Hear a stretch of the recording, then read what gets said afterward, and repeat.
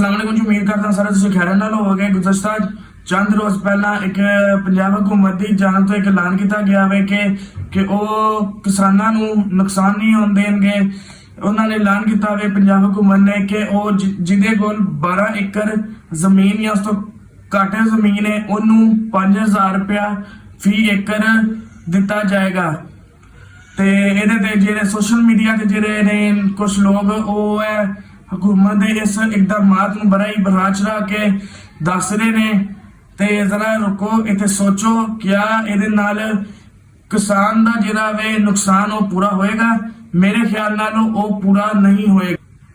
दरअसल इत्थे मैं एक गल करना चाहांगा कि बहसीयत अवाम साडा एक अलमिया में कि हुक्मरान सानू थोड़ी देर वास्ते कोई राशन स्कीम या कोई पैसे दी वजह कुछ दे दे ते असी उत्थे थोड़ी देर वास्ते चुप कर जाने आ।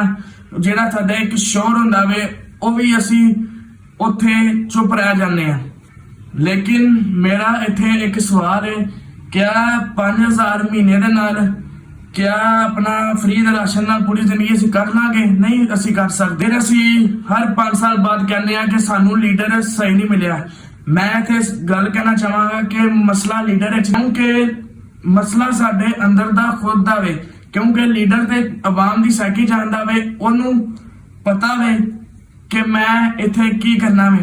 मैं इत्थे एक छोटी जी मिसाल दा कि अगर कोई बच्चा रो रहा होवे ओनू अपना चॉकलेट दे के या कोई खिलौना दे के चुप करवाया जाता है कि लीडर भी पता है कि अगर अवाम शोर करेगी इनू मैं राशन स्कीम के जरिए कोई पैसे की इमदाद के जरिए इनू मैं चुप करा दांगा। क्योंकि अवाम इन्हें थोड़ी अपना वक्ती रिलीफ लैके इन्हें चुप कर जाना, इन्हें बोलना। लेकिन इत्थे मैं गल करना चाहांगा कि सानू बोलना चाहिए वे किदों तक असी वक्ती रिलीफ जरा एक चॉकलेट है वो लैके चुप रवांगे। क्योंकि जदों तक निजाम नहीं बदलेगा उदों तक असी लीडर नहीं बदल सकते। शुक्रिया।